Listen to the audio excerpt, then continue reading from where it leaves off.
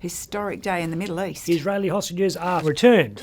It's not the end of this horrifying spectacle, as Churchill might say, or even the beginning of the end, but it could be the end of the beginning. Every country is dancing in the streets. And if the deal sticks, the world's MAGA-hating lefty progressives will have to face a spectacle they'll find just as horrifying as the war in Gaza.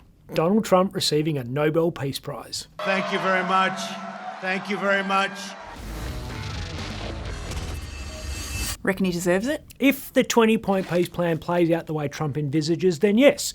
But 20 is an awful lot of points for any two enemies to agree on, especially enemies like the Israelis and the Palestinians, who are both so blinded by rage they've lost perspective, as Trump himself pointed out ever so delicately. They don't know what the they're doing. But you'd have to be particularly churlish as an observer not to wish the president the best in his endeavours to bring some order to this chaos. Everybody is happy, whether it's Jewish or Muslim or the Arab countries. A lot of work ahead, though. The return of the hostages is just one point. The rubber hits the road with this peace plan at its bookends.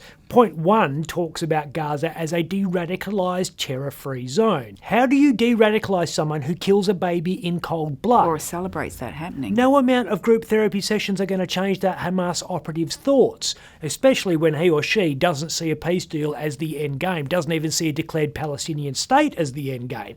Hamas sees one thing and one thing only as the end game, and that's the wholesale destruction of Israel. So point 1 is a big hurdle, and if we clear that, there's an even bigger jump at the other end of the peace plan.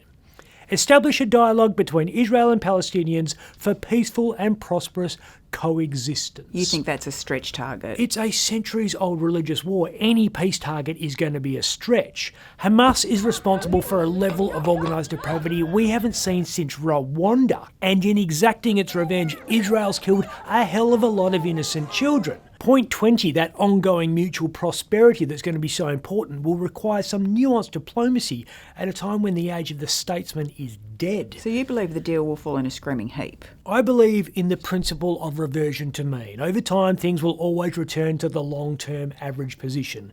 And in the case of the Middle East, the long-term average position is this.